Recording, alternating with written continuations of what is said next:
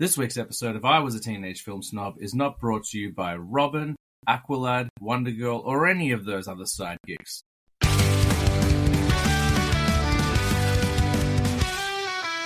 me laugh, make me cry. Don't go in there, you're going to die. Grab a drink, love over the road. Pass the popcorn and away we go. I was a teenage film snob, baby. I was a teenage film snob, baby. Welcome to I Was a Teenage Film Snob. I'm James Chalmers, your friendly neighborhood film snob. It's another Pod Squad show. So, of course, I've got the Pod Squad with me. Can't even say the word. I'm doing well, guys. I've recorded 12 episodes this week, so I'm losing my mind a little bit. It wouldn't be a Pod Squad show without my lovely friends. So, welcome back to the show, Maddie Schultz. Hello. And the Lord of Kindness, Nick Owen. Hello, James. Hello, Maddie. I had to mix it up. I couldn't call him Lord of Smut again. I felt really bad the last time I did it. I was like, I'm sure Nick is going home afterwards and be like, Lord of Smut, where did this come from? What is Well, this? questions are starting to get asked, but luckily I can deflect them. His lordship has been inquired. So it was Lord of Kindness. So there we go. Maddie, how are you? I'm doing well. I am in very good spirits now that I'm no longer super sick. And also it's the last week of term. So I'm in very good spirits. I feel very stretched at the seams because I've got all my VCE children needing lots of love and attention and resources and materials. But I'm very much so close to the end of term to then have a break. So I'm in good spirits, everybody. Yeah, Tina's exactly the same. She's got as the time of recording this, 2 days left. By the time this drops, school will be over for the term, and then you guys better enjoy a long deserved break, which will be very nice. How about you, Nick Owen? How have you been, my friend? I'm bloody good, mate. Going well. Why was that funny? I don't know. Just Very gung-ho. everything is. Just it was. You were like, I'm kicking down the doors, I'm knocking off the gates, and I'm bloody great. Yeah, I'm going well. I'm very jealous of your school holidays coming up, Maddie, but I'm also excited because next Friday, the great state of Victoria has deemed that we get a public holiday because of a sports ball game, which is just a phenomenal bit of legislation. I should mock it because my team is still in it and I follow the football really closely. So I sounded like I didn't have a horse in the race, but I'm actually like a rabid Collingwood fan. You're a Collingwood fan. Mm. Ah, David, my husband, is a Geelong man. I think he might be in for a good couple of weeks. I worry. Well, he's got tickets to the grand final, so he's like, I'm going no matter who's playing. But nice. Cool. Through which avenue? I've no idea. I don't care that much. Is he a member? Like he's an an MCG member. member? So it must have been through. Okay. Yeah. Nice. He's just happy he doesn't have to line up this year. So yeah. Mm. For those listening at home who wonder what we're talking about, if they're not in Australia, in Victoria, we get 2 sports ball holidays. The second one is actually not sports ball, it's racing. But Victoria just gets public holidays for sport, apparently. I'm not a sports guy, but I will definitely take advantage of those days off.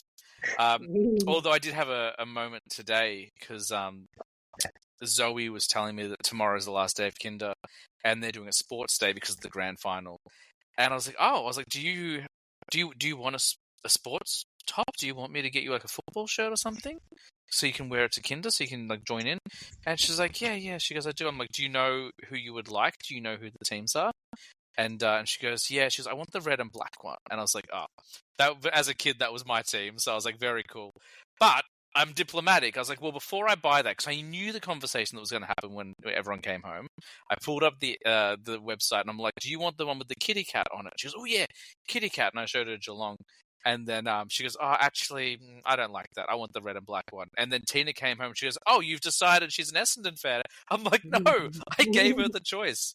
She just hates your team. Tell her Auntie Maddie's an Essendon supporter.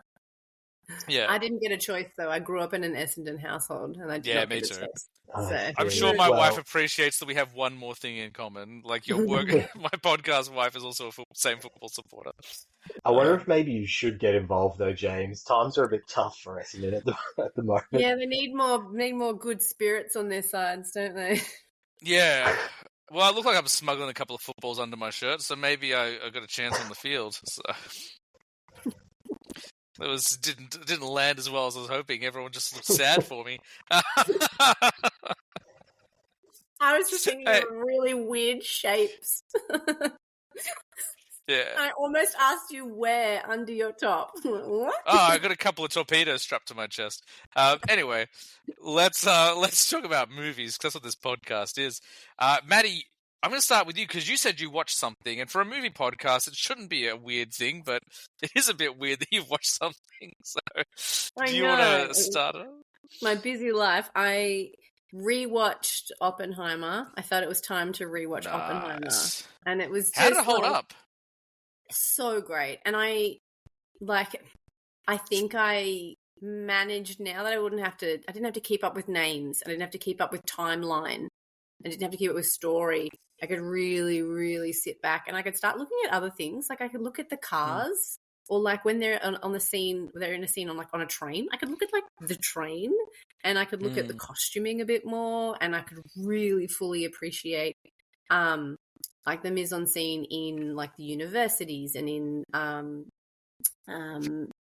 like I could just start to notice and look at all the smaller details that clearly Nolan has put lots of effort into, just as much as the story, just as much the dialogue, just as much as the actors, and some of the scenes that I just loved the first watch and the second watch I still love. Like I love the scene with Emily Blunt when she's in the interrogation room. It still holds up. It is still so gorgeous. I still love the scene after, they've succeeded with the test where he walks through the assembly of people on like the, what do you call them? They're almost like bleachers, stairs, and it's them pounding their feet, rumble, and like that scene is still so like just as good.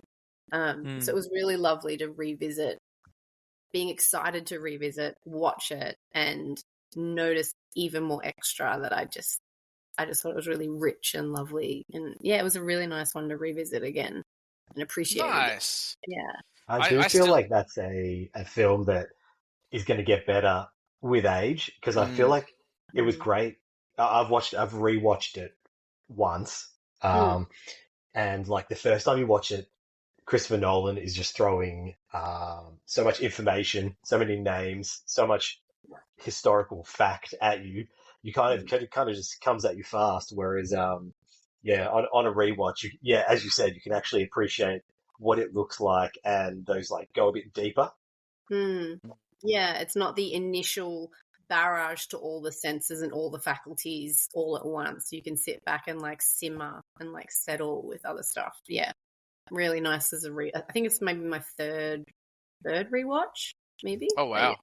Yeah, I haven't watched it since cinemas. I've got to check it out again. I think I'll have more time to watch things later this year. I'm being very cryptic because there's things we haven't talked about.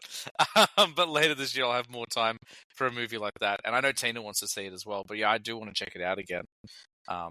I'm about to start watching all those 1987 films for our appearance on the Revisionist Almanac. So, which did the Trinity test hit as hard on the third rewatch? I think the expanse of the cinema made that really, really powerful and excellent. I think a rewatch at home on my TV at the end of a day, the end of a work day, it probably didn't have the biggest effect as it did in the cinema.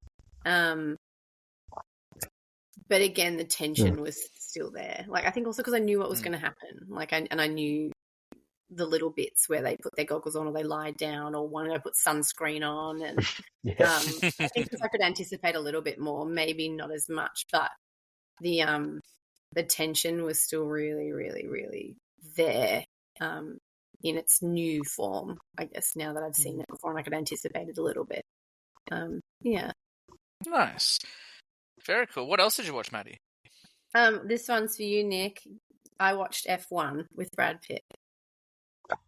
So good.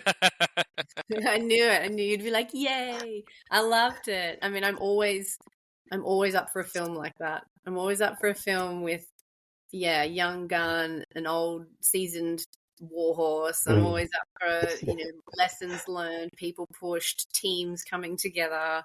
A baddie revealed, and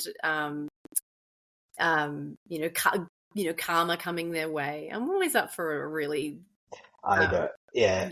It's so like, well blueprinted in terms of that film genre that I'm like, it's so nice it is. One film, because normally I'm used to like baseball films or football films or hockey films or that sort of blueprint. I guess it was nice F1.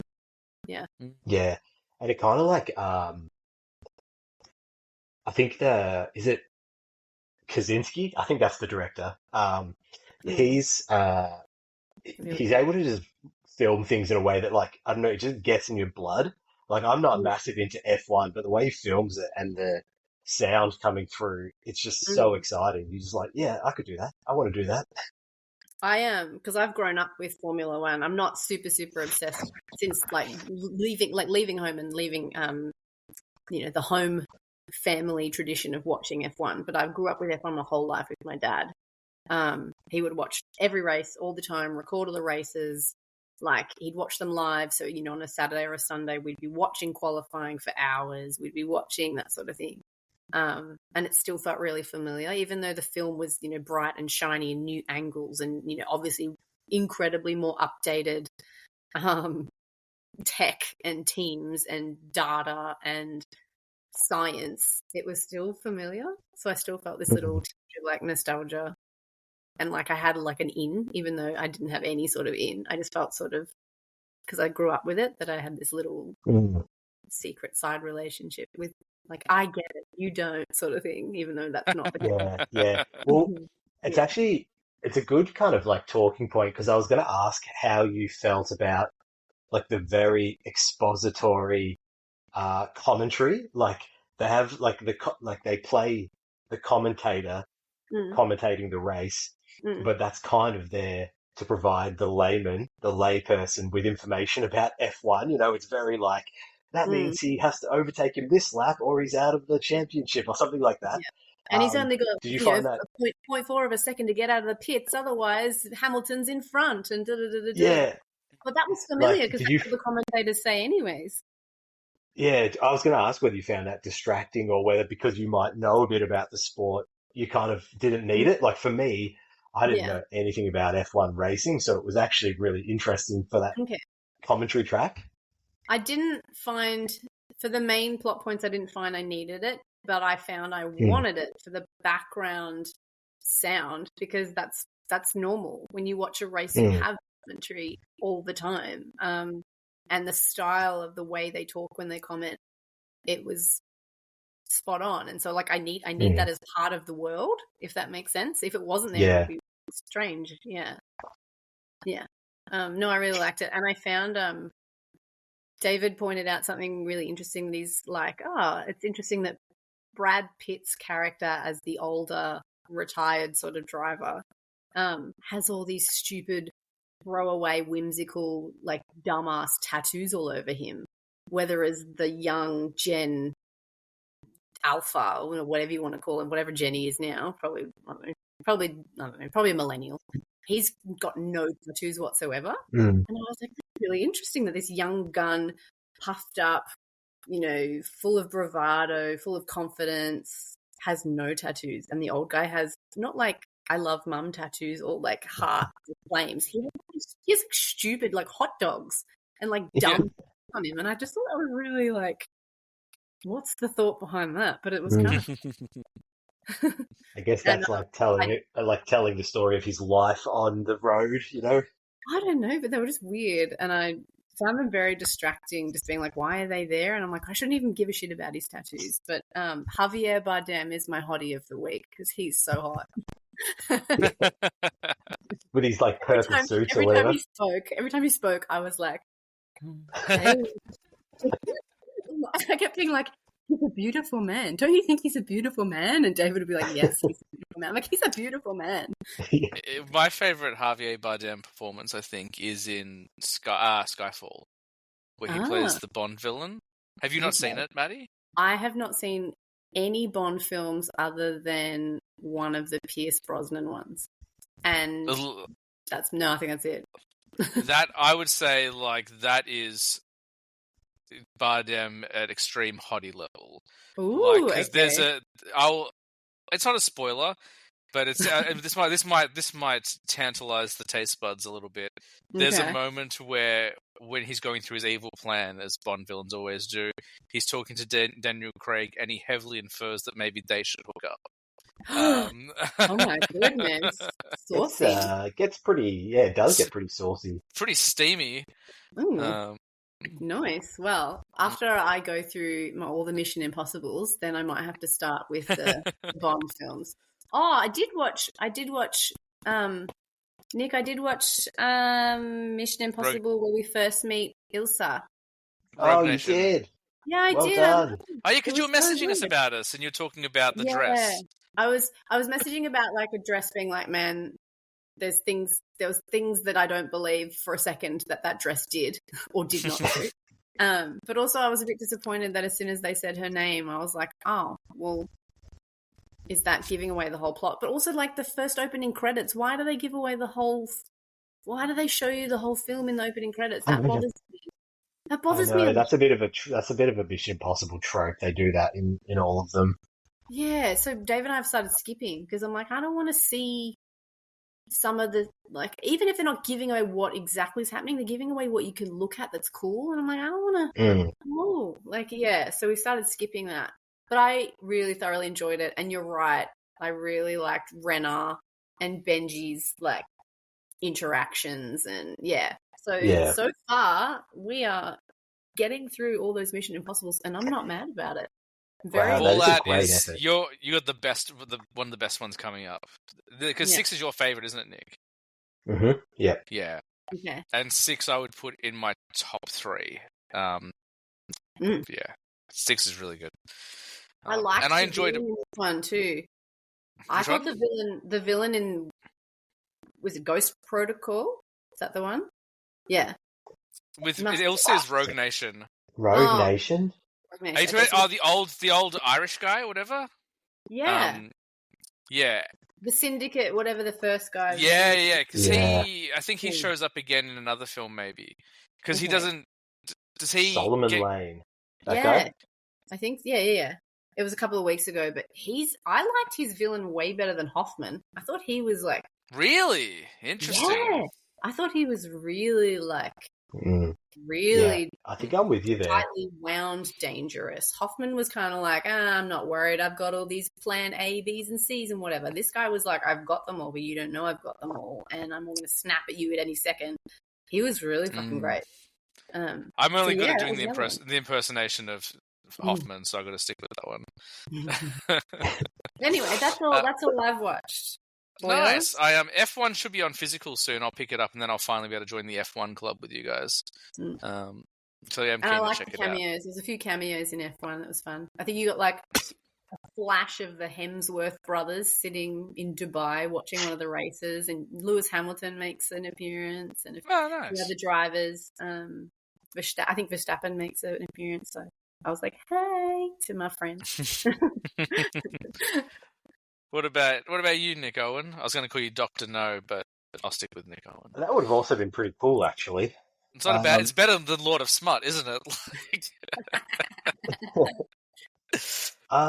Yeah, I was telling you before, haven't watched a great deal. Obviously, we got to a premiere, which was again very.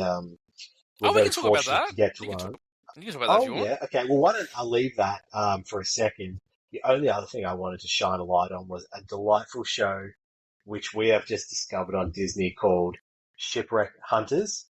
And it follows a band of, it's a doco show, by the way. It's not like it's non-fiction. Fictional. Yeah. Yeah. And it follows, I think there's about 4 of them, these like divers, and they'll be this historic shipwreck where it's like, it was rumored to go down. in this general area. So they kind of do some research and see what information they can find.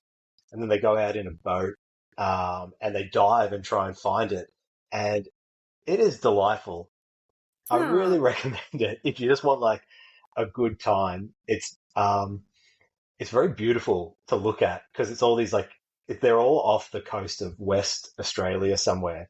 So you have this lovely white beaches with the turquoise coloured water, and they're just diving in that, and there's like sharks and cool marine life.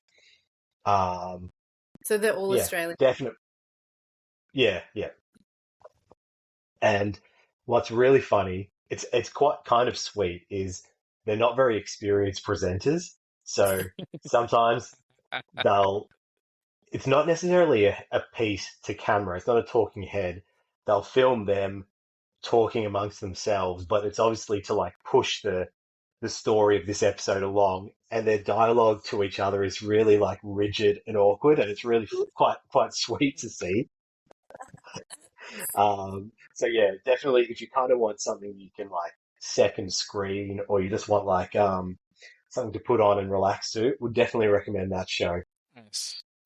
That does sound. I like that sort of stuff. I like right now the Great British Bake Off has just started again, so that's kind of what Tina and I will go to each week, and it's like it's nice. There's good intentions. Everyone's friendly. It's just people baking cakes and doing it terribly sometimes, and sometimes it's nice for that. There's a couple of shows that have just started back which I haven't got to yet, like season 5 of Only Murders in the Building just started. I love that show, but I haven't gone back to it yet. So maybe now that Tina's on holidays, we had to start catching up.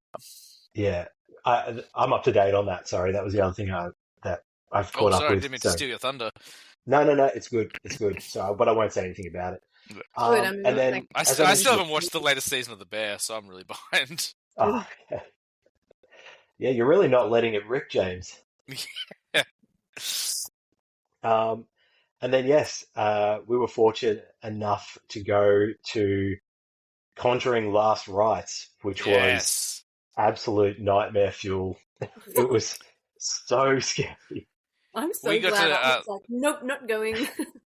It was really nice. We got there, Nick and I got there a little bit earlier this time, so we got to eat together and then have a bit of a chat and just shoot the breeze. And then we caught up with Lee from Lights Camera Rant, and he came to the premiere on his own. So we're like, and he's like, I'm not good with horror films. I'm like, oh, come and sit with us. So we're just 3 little movie boys sitting together. I was still, holding hands. Yeah, I was getting over being sick, so I was not feeling great. But and I do this thing when I watch horror films in the cinema where if I know something scary is about to happen, I go, And I think Nick and Lee heard me do it about 12 times. I was like...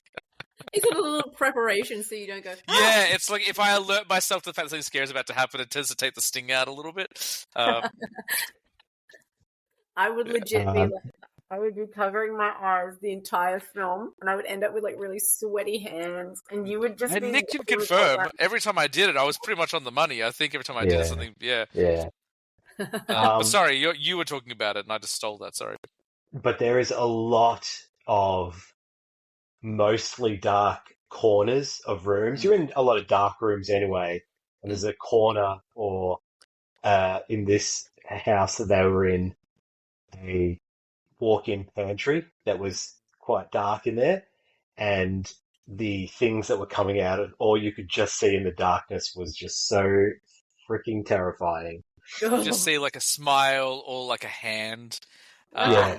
I think the biggest scare for me in that flick was the first reveal of what was haunting, where the doll levitated, and then when the doll dropped, you saw the face.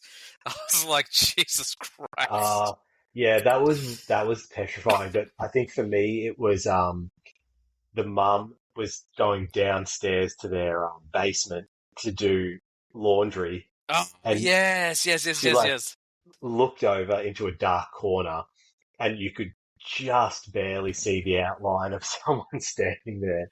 And then when the light turns on, was it like a Chuck Norris poster or something? Yes, it was. Are we spoiling this? No, not really. Not really spoiling it. Not really. I want to know, did either of you go home and turn all the lights on? Or, like, did either of you, like, have, like, spooky dreams? Or... Yeah, it definitely messed with my dreams for a few nights. I'm pretty good did with... it? Yeah, I'm pretty good with like going home after a movie like that. Like I can put it in a box, Hmm. but I think it's more the subconscious. When you Hmm. go to sleep, that's when it Mm. really freaks with you. That's really interesting. I actually thought of the Conjuring films as probably on the lower end of the spectrum for the scares. I handled, like, even though I did the whole like I found it pretty watch. I got over it pretty quickly. But it had one of my favorite sequences in any Conjuring film, and I won't give away all of it because I don't want to spoil it for people who haven't seen it yet. But when the priest goes to the church and all the lights Mm. start going out, I was like, man, I'm like, this is so cool. Like, it's so cool just because that's the one place that's meant to be safe, and like, yeah, I cried, Maddie, in the movie. Oh It wow! has. I was talking about it I'm guessing not with Matt. happy tears. No, they were happy tears. Ooh. With Nick and Lee afterwards, because the thing I like about the Conjuring franchise is that whilst it's this series of horror movies, at the center of it is this love story, and it's about this married couple who fight demons together, but they're so in love with each other, and it's really like their love and care for each other that helps them through each adventure. And I don't want to say too much and spoil the ending of the film, but she gives this speech about a vision that she had. And it's a really beautiful piece. Like, this is a really beautiful like monologue, and I got very weepy because it was just the perfect way to end the franchise. And then there were some nice little cameos in one of the scenes at the end as well, which I won't spoil for people in case they haven't seen it yet. But I dug it. I had a really good time with it. And you seem to enjoy it as well, Nick. Like, even though you said you had some spooky nightmares afterwards.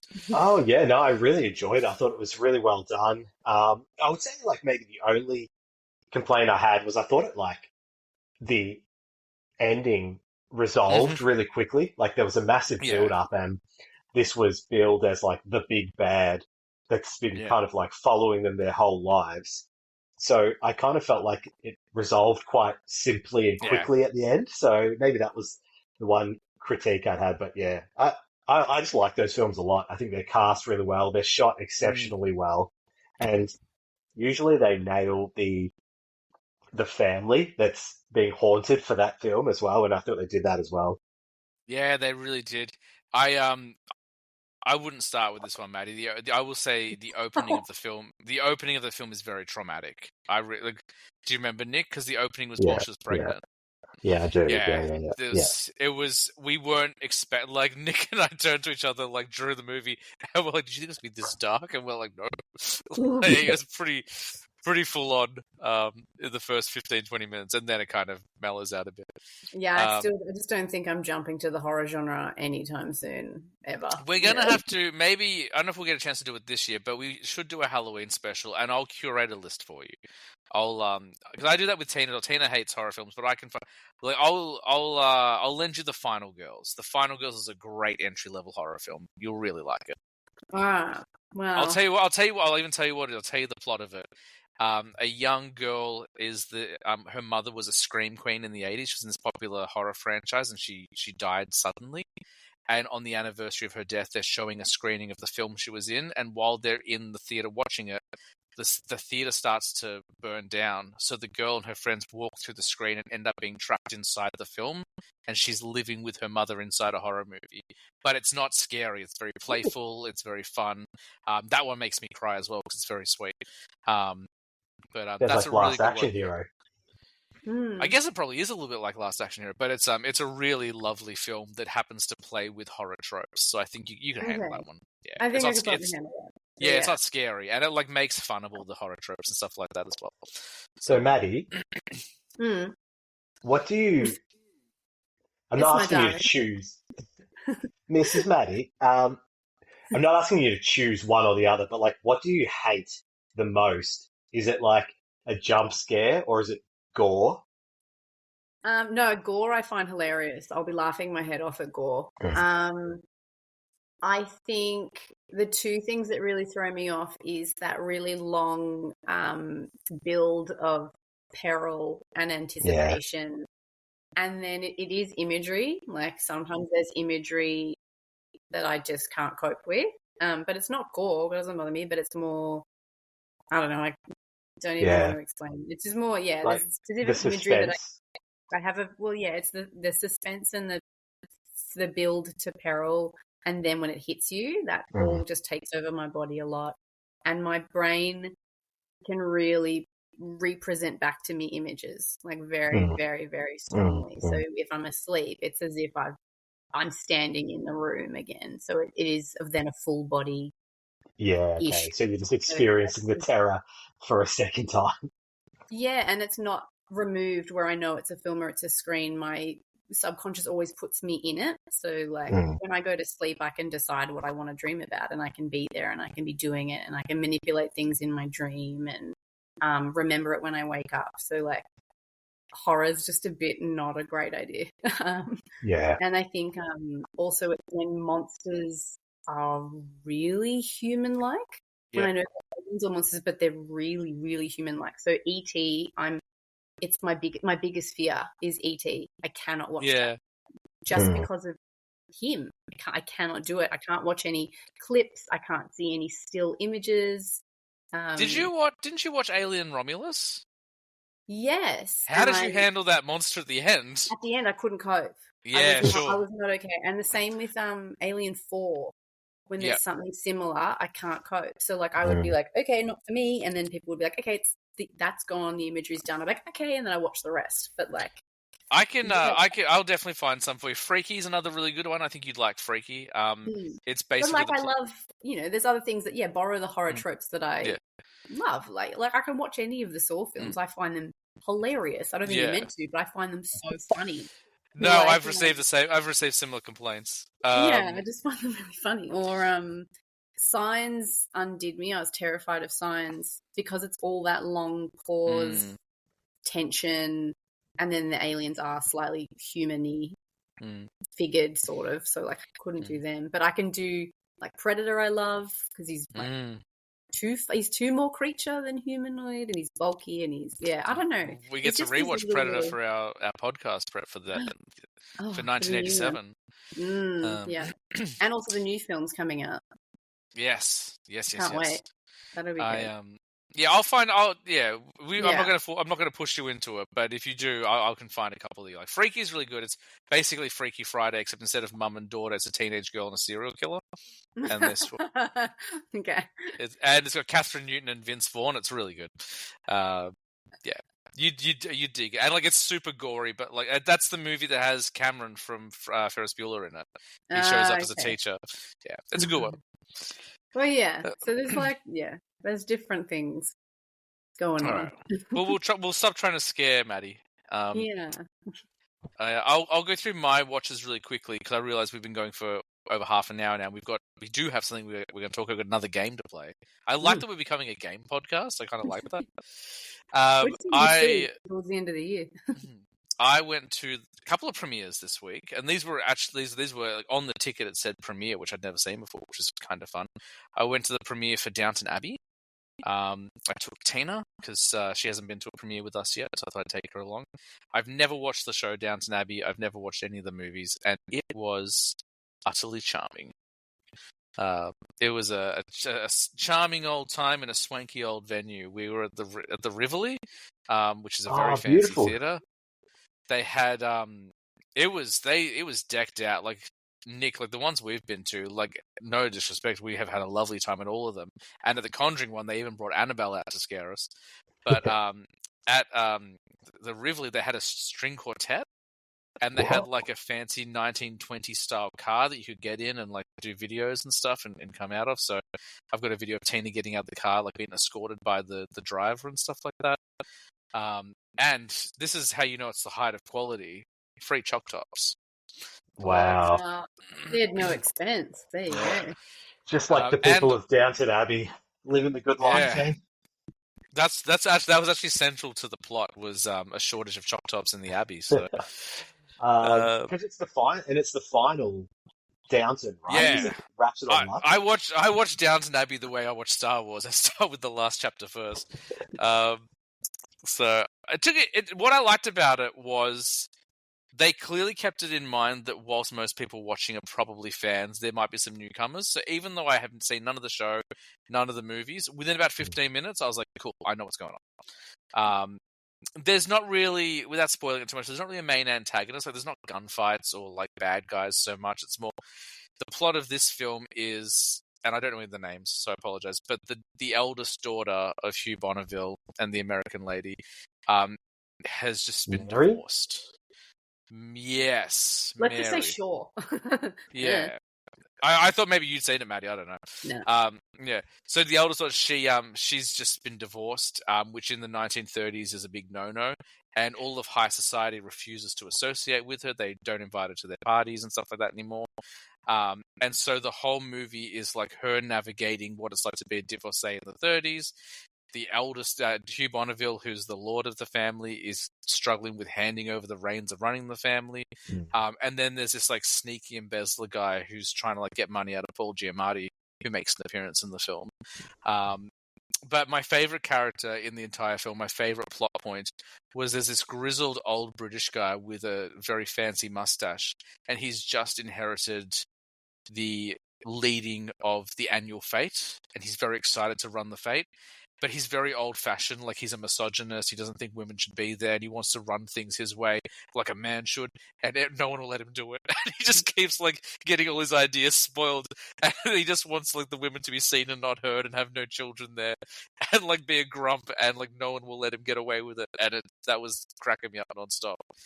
It's very, very funny. It's a really funny movie. But I was talking to Tina about it afterwards. I'm like, I couldn't recommend it as a comedy because it's not. All the humor is based on like the division of class, but it was a very charming movie, and yeah. Is Carson still the head servant guy? Carson retires in this film, so at the beginning of the film, he hands the reins over to the younger butler. I see. Which I imagine if you watch the show, that's probably a very fulfilling moment for you. You should watch it. It's pretty good, actually. It made me want to watch it, so I probably will go back and watch it at some point. But yeah, it was just an absolute charm fest. Like, really had a good old time with it in a lovely theater. I brushed elbows with some celebrities as well. I don't know if I told you guys, but a celebrity. When I walked in, we're trying to find seats, and I saw Lee from Lights Camera Action, like Camera Rant was there as well. So I went to go chat with him, and there were 2 seats in front of him. So I went down. There's like an older lady there. I was like, "Hey, I'm so sorry. Like those chairs next to you, are they free?" And as she was responding to me, I was processing her face, and I just blocked out everything she said because while we were talking, I realized that it was Patty Newton. Oh my gosh! Wow. Wife of Bert. And so Cool. she's answering me, and I'm like, I know that face. Who is that face? That's an older face. It's a famous face. That's Patty Newton. And she stopped talking, and I was like, I'm so sorry. Could you mind repeating yourself? I was very hard to hear. Like, I'm playing it. And she's like, the seat next to me is free, but the other one isn't.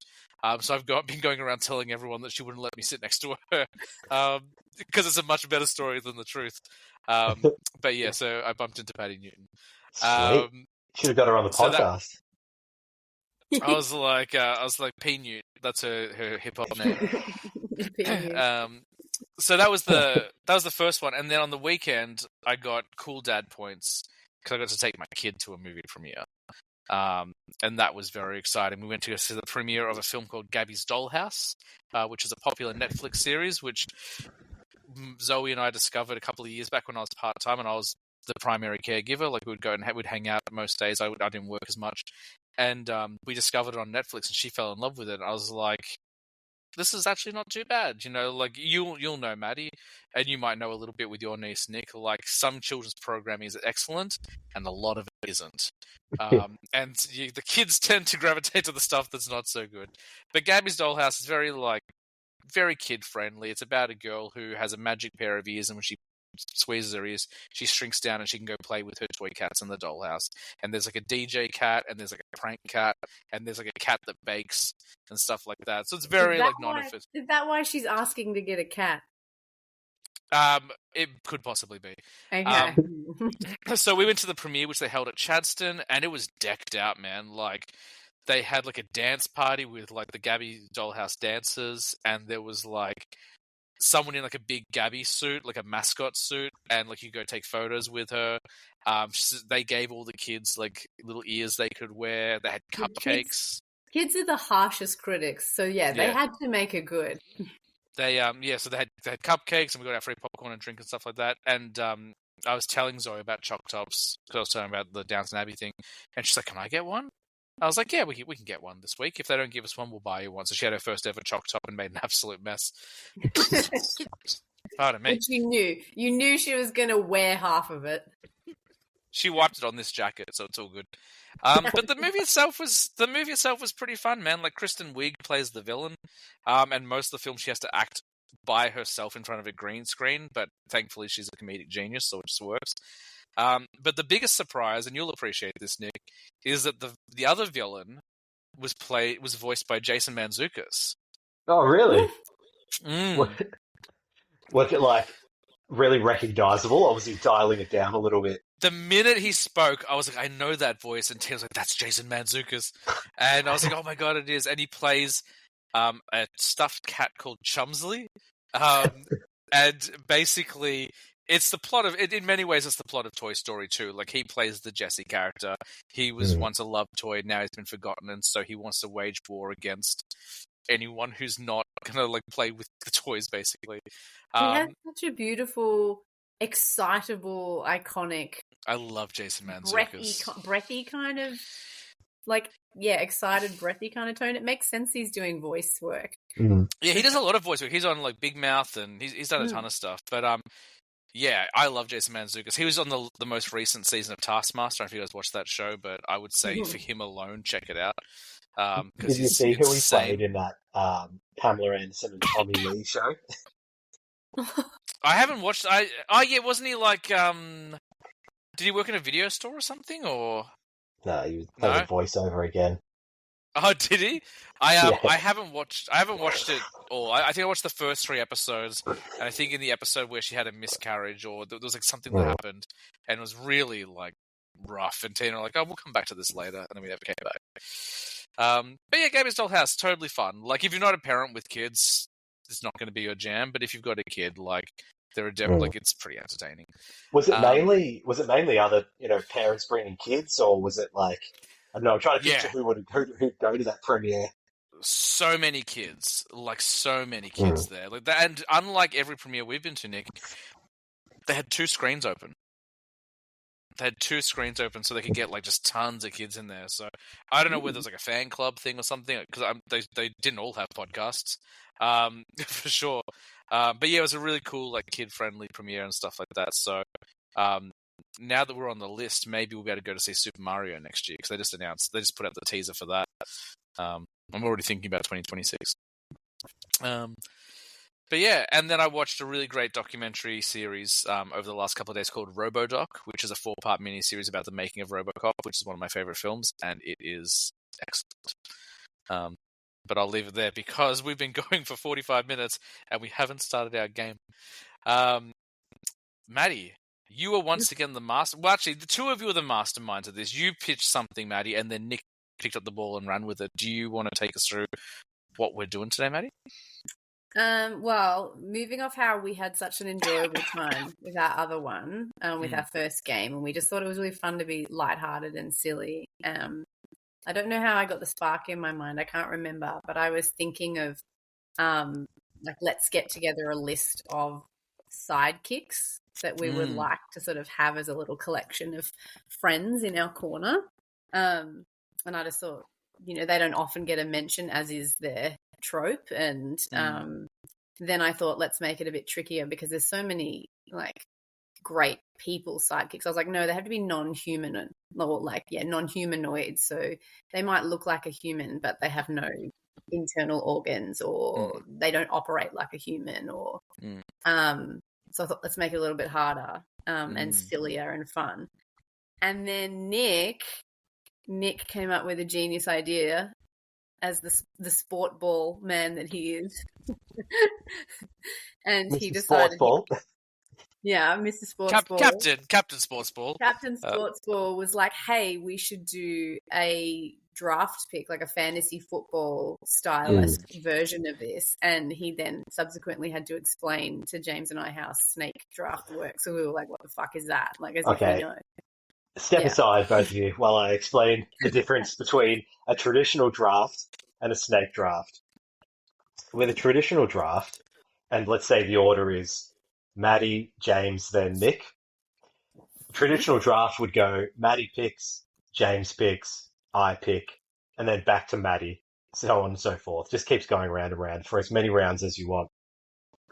Yeah. The issue there is like Maddie, you are heavily advantaged by getting the number by being the first picker because you get the best, and then you would get the fourth best, and then so on and so forth. Whereas if I was last, you're always that last pick. Yeah. That step behind. Yeah. A snake draft. You just pick snakes. Yeah, that's right.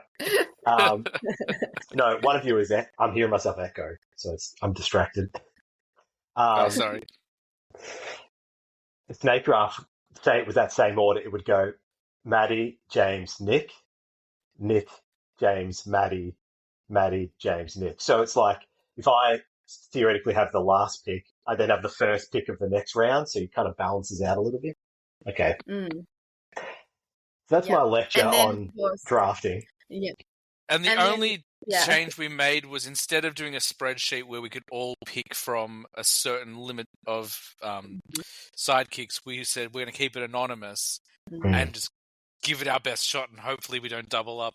But then also if Maddie picks one of mine, then the frustration is even worse because she at least we weren't on the same page previously, so we thought that might add a wrinkle of humor. I explained that in such a funny way, guys. I've created a spreadsheet, so I'll keep track of the picks. Fantastic! Maybe we can put it out on the Instagram or something that people can vote for their team of sidekicks. Yes. Oh, I like that. Yeah. Back. Yes. So And hang on, then your team is what is it? Your team is Captain. What did we say? Captain Sportsball. I'll be Captain Sportsball. Okay. Not King of Smut, but okay. Captain Sportsball is you today. Okay. Is mine what? Mine's Trash Mouth. Beep, beep, Richie.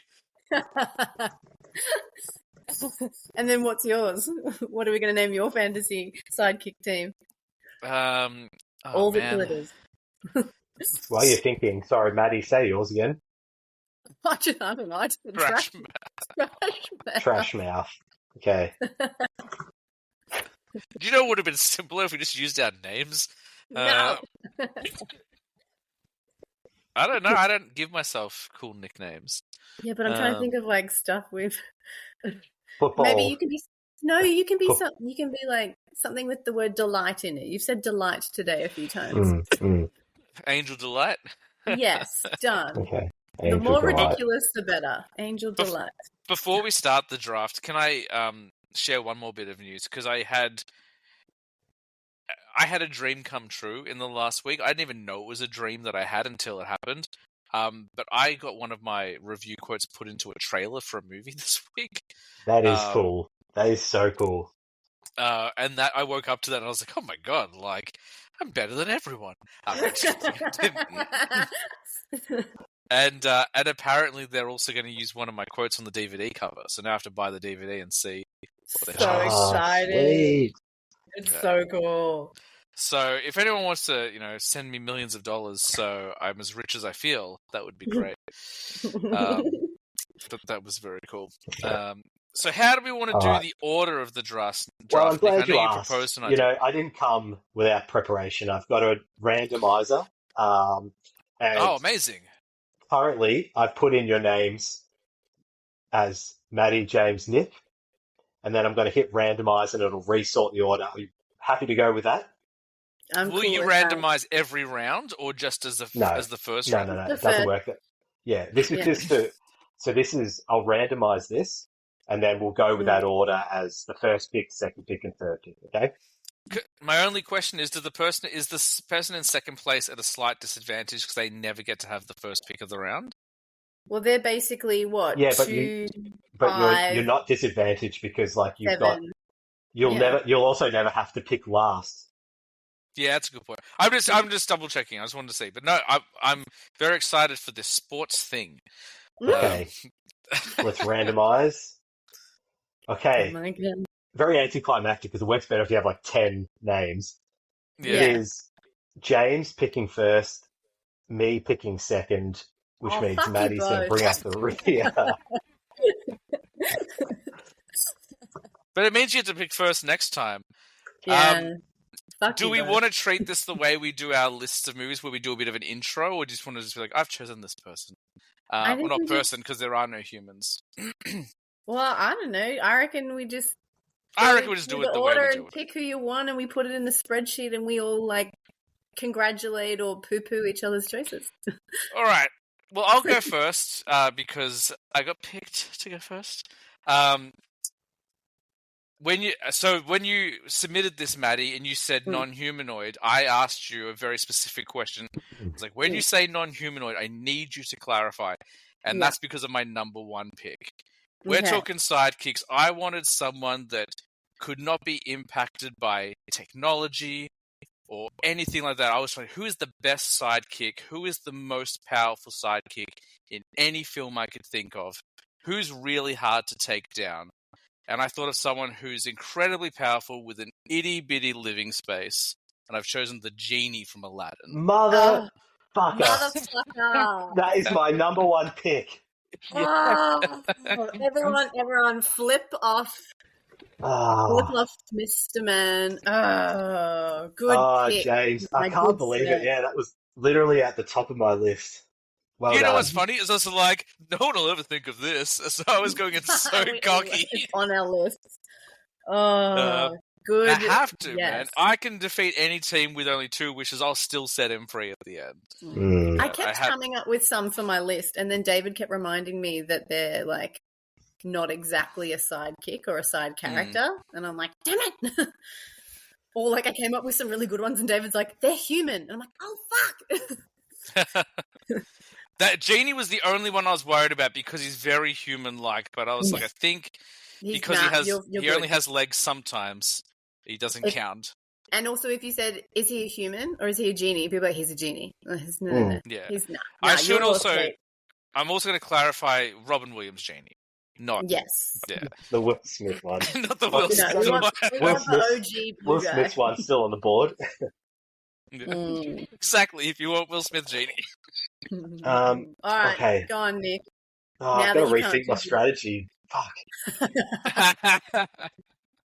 I thought I was so clever. I'm like, no one's going to think of the genie as a sidekick, and both of you did. And all the listeners, like, we didn't set like a reason for our team. It's not like our team is to fight crime or to rescue us from a situation, or our team is not to fight each other's teams necessarily. We're just building a team that we want around us. The best team of sidekicks. The best team, and then whatever the context or the use that then we can put into place will be. I think that would be interesting at the end to come up with maybe a couple of little like, okay, if we were to fight, whose group would win? Yeah. Okay, if we were to be like, maybe we'll think of a few little extras at the end.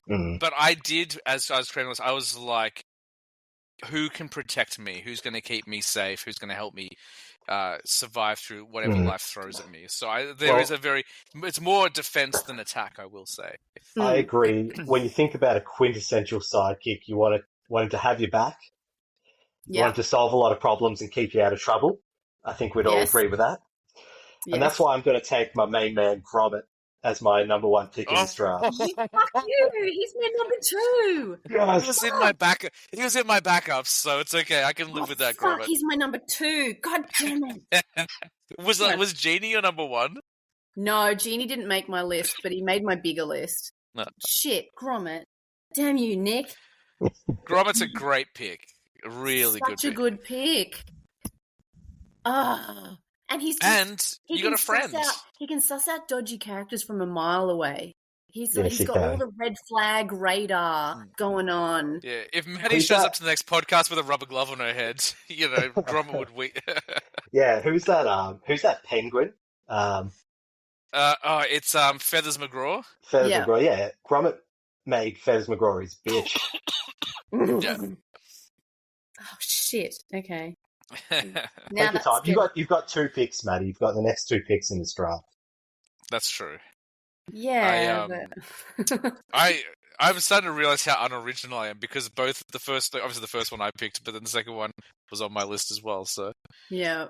I like that we're all doubling up a bit, though. It's helping me feel like we have camaraderie between us in terms of who we admire and who we think. And it makes it more exciting if we like steal one from someone else. I do think my number 2 pick is someone that no one's thought of though. But we all think that, James. It wouldn't surprise me if. Yeah, but we'll see. Right. If I get a chance, maybe Maddie will steal that. Well, now I'm trying to think because there's like a few that I really want, but then I'm like, is there ones that you're more likely to steal, and should I quickly pick them? But you just said I've got like you've got the next 2. So okay, good. That makes me feel a lot better. Okay, I would go with the ones that you really want. Like, don't worry about what we want. Worry about what is going to be. No, I'm worried about what you're going to steal that I still want on my team. Yeah. Okay. Right. All right. My number 1 pick is Chappie. Oh, great. Nice.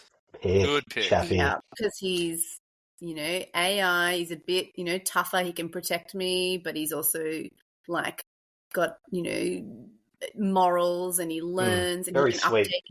update himself. He's got a heart. He'd be cool to hang out with. He'd be able to withstand a bit of bashing about or journeys or. Tell you what though about Chappie, spoilers for that movie. He doesn't really get much done until after everyone's already dead. Like, he's a robot of vengeance, not a protector. Well, maybe I'm picking up Chappie at the end of that film. 5 years after that film. He's learned from his mistakes. Yeah. Okay. So Chappie's my first pick. I didn't go anywhere near Chappie because you used him as an example. I'm like, that's something that Maddie's definitely going to take. Well, I was either going to do Chappie or Jeff, which they're basically the same. Yeah. Chappie's film has more violence. Finch's film has more radioactive point A to point B travel. I still haven't watched Finch, but I'll get there. Well, it's Tom Hanks. You'll love it. Yeah. Okay, so then this is now when we reverse. So now it's snaking back. Which is why it's actually it's not a bad thing to come last in these drafts, because you get like, for example, James gets the first pick in the draft, but he has to wait all the way till it comes back around. So, but then I get 2 in a row next time. time. Yeah. All right. So my next one, I bet he was probably on maybe James's list, maybe, but I don't think he would have been in your top 5. I'm choosing Falcor from The Neverending Story.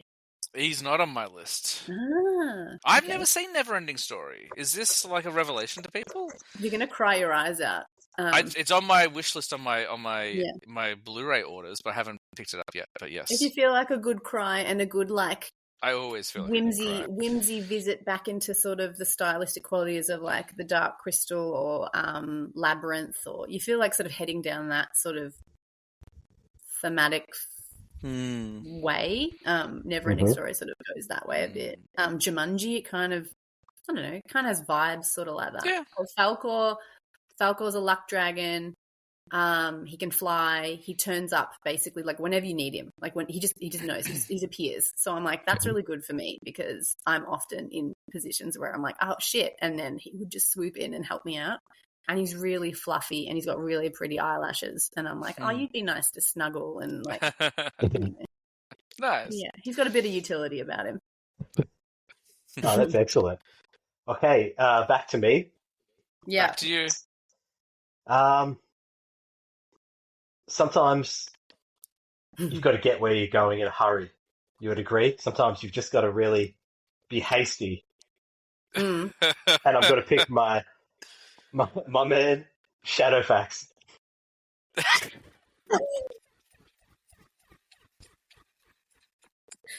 For reals. Okay. I guess he's a side. Like, sure. Yeah, he's Gandalf's little sidekick. Yeah. Why didn't you get Bill the pony? Why don't you get Dobby to apparate? Well, because I prefer Shadowfax, right? We're not tearing you down, Nick. It's all good. I love how we're getting so mean. Yeah, we'll see at the end who's got the best list, all right? Yeah, fly, you fool. All right, James, you got 2 picks, my friend. All right, I think this first one's going to be controversial, but this is the one I didn't think anyone would have. I wanted someone who I could take with me anywhere, who could protect me, who could help me suit up if I needed to get in defensive mode, but also send in reinforcements. So I'm choosing Jarvis from Iron Man 3, the AI server that is inside Tony's suit, but also controls all of the Iron Man suits at the end of Iron Man 3. So not only can he protect me, he can get a suit on my wife, he can get a suit on my kid, he can send out an army of suits to protect me. And the only reason I didn't go with Jarvis from Age of Ultron is because that's Vision, and that's basically a human. So I went with Jarvis from Iron Man 3. I did have Jarvis on my my emergency roster. Yeah. There you go. Yeah. He was on my extended list. And then I was like, yeah. But then I thought, other things from the Marvel Universe, which I won't say in case they pop up, I thought was a little bit more kind of fun. I think I'm more falling into, fun vibes than useful, but whatever. Well, Jarvis has got a sense of humour. He cracks jokes with Tony and stuff like that. He's got a very dry wit, yeah. I just wanted to clarify for those listening, I'm not talking about the arm thing that can't do anything in the first Iron Man film, that keeps knocking things over. Not that one. I'm talking about the AI He's got system. a name. I'm sure that thing's got a name, doesn't it? I think there's a joke about how he refuses to give him a name because he's useless. I thought his name was D something or... Oh, okay. Oh, maybe. It probably does. Can I ask a question, re the rules here? Yes. Can we specify non-humanoid? Is if it looks human... So, my example to us in our chat was Terminator... He looks human on the outside, but he has no internal organs on the inside, and he doesn't operate consciously exactly like a human. So that's enough to draw him away. So I was like, that's fine. Oh, okay, cool. Okay, that's fine. Yeah. So if you're like, oh, it's a collection, it's a big brain, but it has no body, then I don't know, maybe we debate whatever. I'm trying to think of a character that's just a brain, but I figured there would be debate if people disagreed, which is why I stated this was controversial, because I was like, I don't know if he counts as a sidekick. I think he is. He helps Tony in the first couple of films, but he doesn't have a physical body, so maybe people will kind of push off on that. But yeah, that's why. No, his main reason for being in that narrative is to assist. Yeah. So just assist. I think in many ways he's the ultimate sidekick. Yeah. Yeah. No, I'm cool with your choice. All right. So hang on. What are we doing? Nick's turn. No, I've got another pick, don't I? James has got another one. Yeah. So I'm sticking with the Marvel Universe, and this might be one that Maddie's thinking of. I think I am. I'm going with Groot from the first Guardians film, because Groot in movie 1 is different to Groot in 2 and 3. They're different Groots. But Groot in movie 1 is not only strong and a protector and a fighter, he's also very clever, and he has the power to heal and protect people with his spores and stuff like that. And he can regenerate. So I'm going with Groot from Volume 1. That's a great pick. Groot was also on my extended list. Yeah. Yeah, me too. Yeah. Well done. Okay, so this was what I was asking about just before with how humanoid can it look, but I want to take the android David from Prometheus and Alien Covenant. So you can get some nice whistle sounds? So he's going to play that flute to you before bed? Yeah, that's right. No, so he can bleach his hair just like David Bowie. on Nick's choices. Nah, that's cool. Androids are fine. Nah, I'm cool with Android. All right. That's me. That's my pick. Maddie, you've got 2 now. Before we do, can I just get a quick count? Are we on the same amount of picks? We all got 3? I'm going to get 2. Yeah, You're Maddie, about to make your 3rd and 4th. Yeah. But Nick, you've got 3 as well. Yeah, that's right. I was just trying to make sure, because you're in the middle. I was like, does he... I'm clearly the maths is not working tonight. That's okay. I just want to make sure it was fair for everyone. And how far are we going? Did we clarify? We're going to 5? 5. Yeah. Cool. Yeah. So far, I've got all my first picks. I'm feeling very good. I think Maddie's about to upset that apple cart, though. No, I got a feeling. The one that I want to pick next, both of you are going to be like, you're just a dickhead. But I'm going to pick him because I have my choices and you can't take them from me. My next pick is because I have an inner monologue all the time, and it would be nice to blame that inner monologue on someone else so it doesn't seem like I'm insane. So I need someone who's a hype girl, but I also need someone who's sarcastic. I also need someone who's bitchy, and I also need someone who has suggestions of ideas. I need someone who's a symbol of friendship and loyalty and hope. So I'm choosing Wilson, the volleyball. No! I thought you were leading to like all the emotions from Inside Out. That's what I thought you were going. Nick, did I take him from you? My next pick. Wilson! I can't believe someone else thought. I'll put him like last or nearly sitting out. I'm like, no one's going to pick Wilson. That's what I thought. I'm like, no one's as insane as me that wants a fucking volleyball. He's everything you could want him to be. He's just always there for you. He doesn't talk back. Yep, he's good for fitness, moral support. Yeah. He's waterproof, sort of. Not a great swimmer though. Oh, Maddie, what a pick! Oh my god. I love you, Nick. It's like feelings not mutual. He's like, give me Wilson, and then I'll love you. You took my Wilson away. You've got another one, Maddie. Yes. Okay. This one, I'm happy for you to add some constraints to, because my next pick is not a singular. My next pick is a group, but you can decide, no, you only get one, and I'll live with that. I also need, because I'm very silly, I need someone to be silly with. I need someone who can pick up a gun and shoot someone if I want. I need someone with connections. I need someone who knows their way about town, but I also need someone that I can get drunk and play Twister with. So I'm choosing the coffee aliens from Men in Black. Oh, you can have more. I don't care. You can have more. Yeah, have them. That is I have fucking... a little collection of, I think there's 5 of them. That is elite picking right there. Yeah. Hey, are you choosing them from the first film or the second film?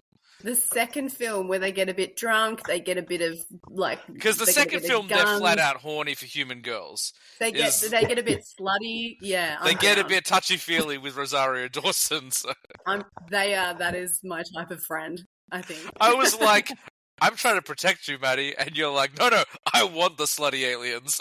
I want the slutty worms, coffee monster, whatever the fuck they are. I'm down to hang out with them. No, that is elite. Chappie, he can sort of, hey, put the brakes on, fellas. Chappie will help. That's so funny. But I think I want them on my team. I don't. Wilson and the coffee aliens from Men in Black could be the pinnacle of podcasting, to be honest. I feel like they dress him out. I feel like Wilson would end up with a Hawaiian shirt and like a pipe or something from them. Yeah. Wilson's wearing a grass skirt upside down on his head. And the sunglasses with the sunglasses with the mustache and the nose? Yeah. Like the Groucho glasses or whatever. Yes, the Groucho glasses. Anyway, those are my next picks. That's who Maddie wants to replace us with, Nick. That's too funny. Oh my god, what am I going to do now? Okay, I am going to take K2SO, who is my favorite Star Wars droid, played by Alan Tudyk in Rogue One and also in the Andor series. Mr. Backhand. Yes. Yeah.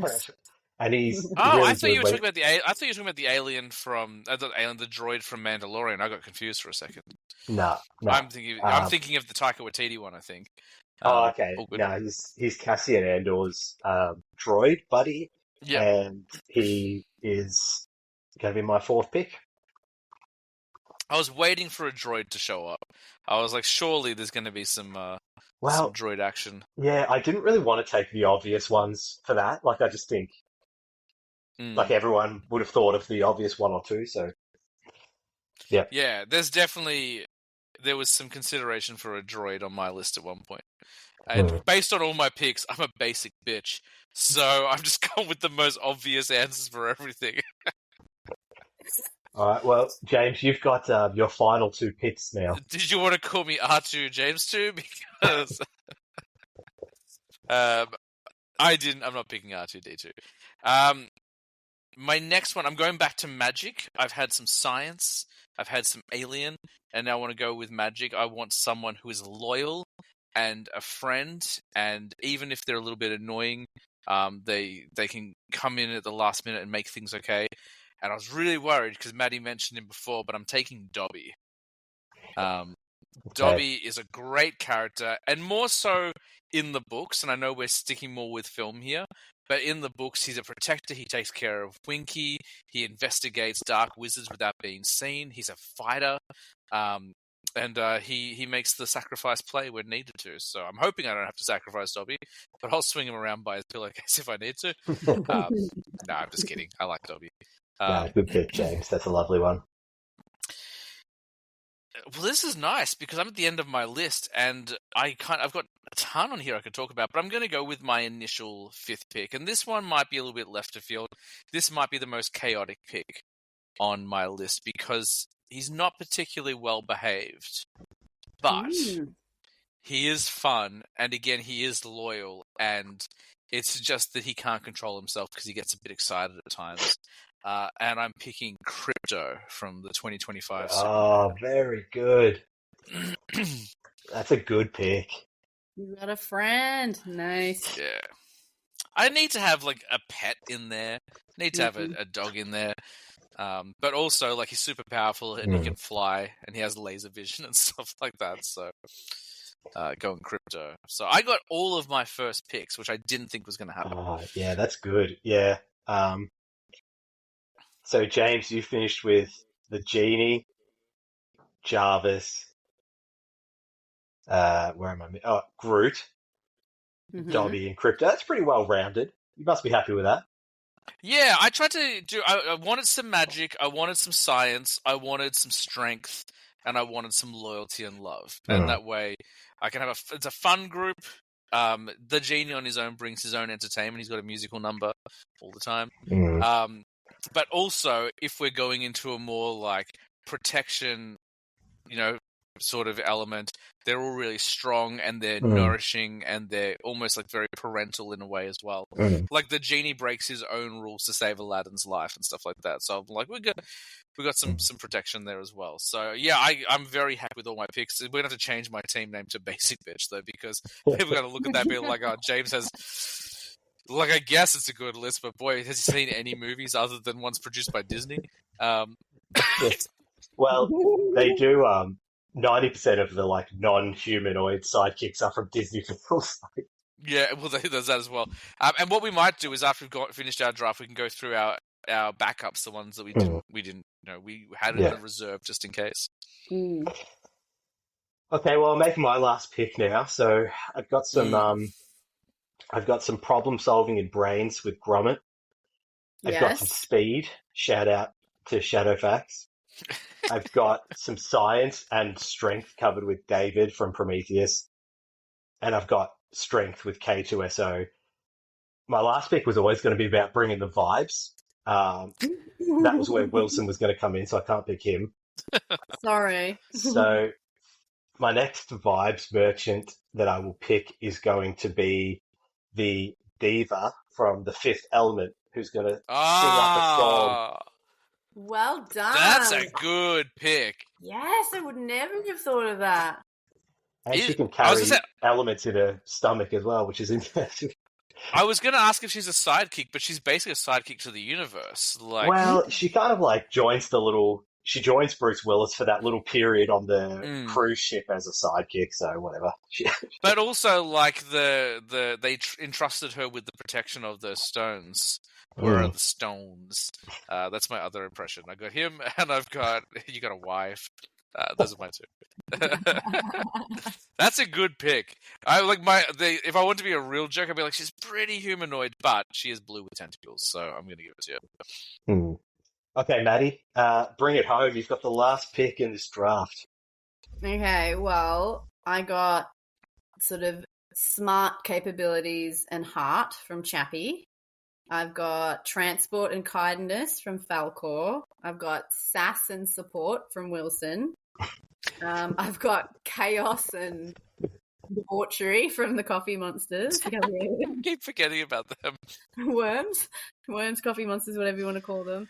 And I honestly cannot choose if I need somebody to steer me in a moral right direction or if I just want somebody else cool to hang around, and I cannot decide. So I'm trying. So I'll tell you, I'm trying to decide if I want Treebeard or if I want Tars from Interstellar. Oh, I didn't even think of Tars. Okay, well, I thought about the robots from Interstellar. I can tell you who I would pick out of those, but I know who I'd pick as well. Yeah. So I'm stuck in terms of my group. Like Tars has that funny like sass, but he also like has information. He's utilitarian. Like he's a usable thing. He's got strength. If everything comes up in terms of like space travel, I'm covered. But also like Chappie could kind of help me out with some of that. Maybe and then Treebeard.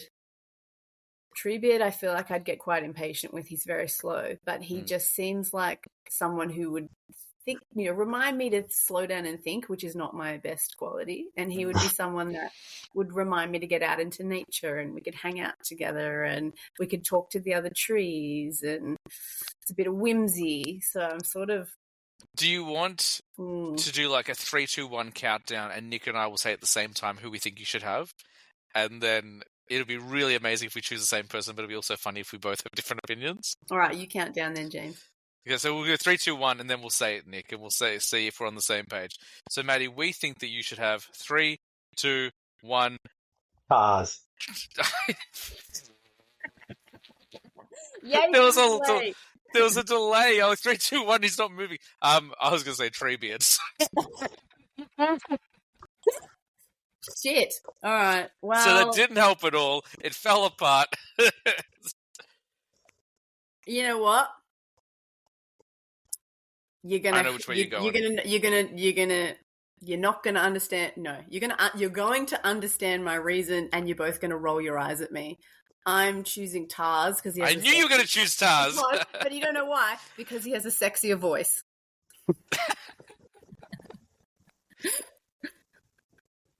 That's fair.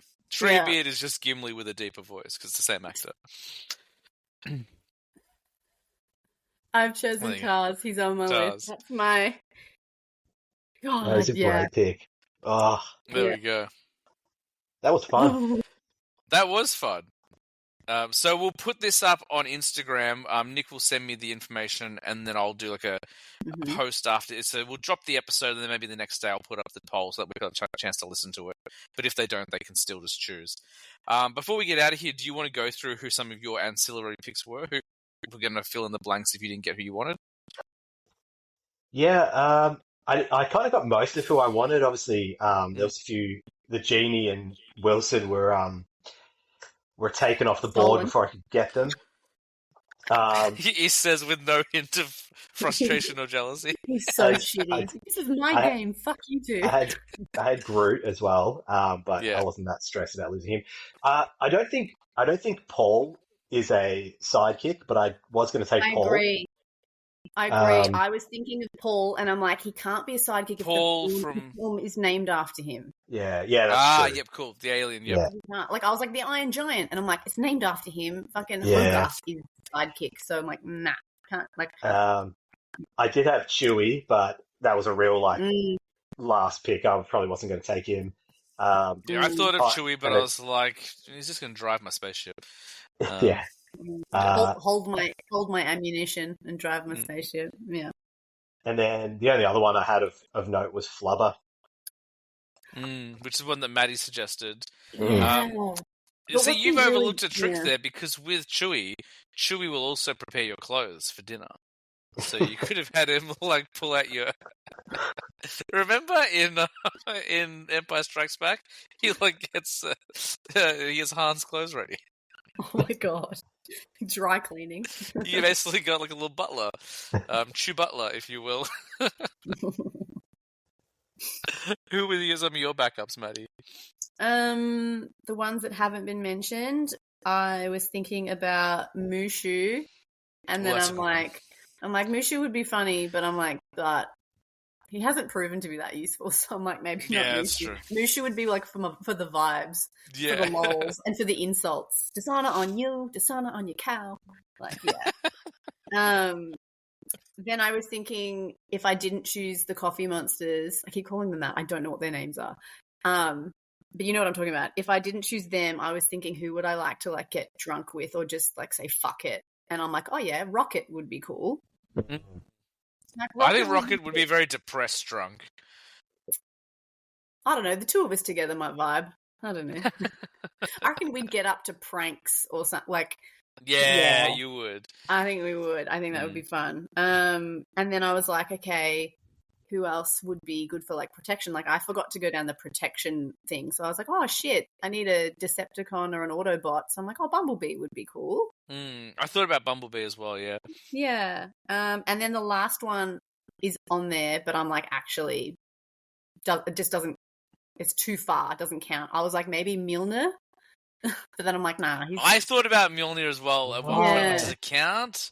Yeah. I would have accepted that. Really? I was just like, oh, there's just something that just maybe removes him. Yeah, I did think of Mjolnir as well, and I was in the same thing. I'm like, is it a sidekick or is it a tool? Yeah. Or like and, it's just some sort of semi-sentient accessory. I'm like, oh. Yeah. Because I figured, James, on your list, and what made me help with the distinction was the Doctor Strange's cape.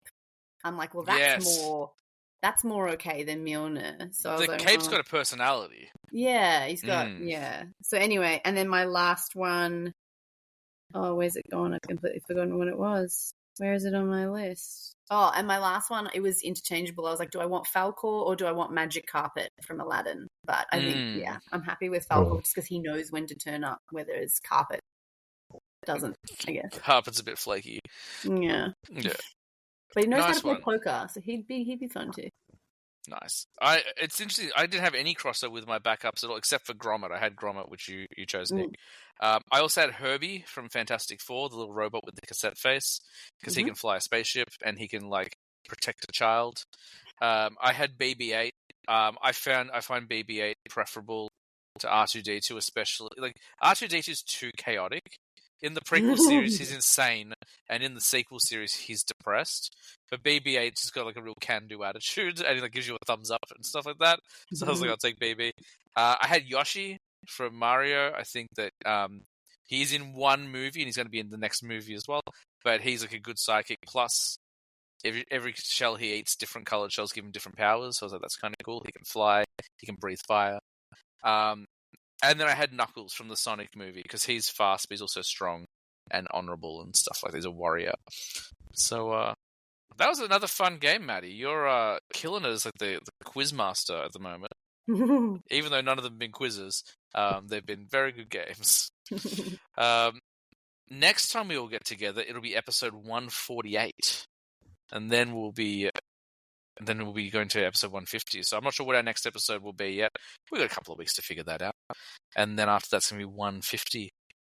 So thank you all for listening and checking out the show. Hopefully you dug the game. Another successful one from Maddie. And thanks to Nick for adding the wrinkle of the draft. I thought that made it really exciting. I'm glad I didn't have to shout in despair with my picks, but I know a couple of people had to. Next week's episode is a double. I've got two guests. I'm speaking to two people about the Halloween movies by Rob Zombie. So that's next week's episode. And then the week after that, I'm speaking to someone from the UK. Our first ever UK guest came on the show, and I talked about extreme cinema. I'll throw up a trigger warning for that one, because it does go into some darker places. And if you want to check out me on anything else, I just did the Lights Camera Rant show, and I think my episode of the Danny Boy show is coming out soon as well. I'll announce that when it's closer. But follow us on Instagram. Keep sending all those likes and stuff like that. Gang, do you want to say anything before we get out of here? Fuck Farewell. you for stealing each other's Who was that directed at? After both of you. You should say, if you've still got my voice recording from when we decided we were going to do this, you need to put that up. It'll be heavily censored, I suppose. I know. I feel like I was really aggressive, and I love that you guys jumped on being so aggressive. Yeah. as we ratchet up the competitive games, the language is gonna get a lot worse. Yeah, Oh, I am to gonna have to the get a woman swear on jar. TikTok who said she won't watch movies if there's profanity, maybe skip this episode. Yeah. Because I'll get a swear jar and I'll shout us all a chop chop or something. Well, thank you all for everyone listening. You can go check us out on all the socials. Go buy a t-shirt. I haven't promoted those in a while. Go buy a t-shirt. They're pretty comfy. And that's going to do it from us here at Film Snob HQ, where it's movie night every night. We'll see you next week. Back to the future, Midsommar, Die Hard and Dune. Where's my car? The Matrix, Jurassic Park and Clerks, and Christopher Nolan's collected works. I was a teenage film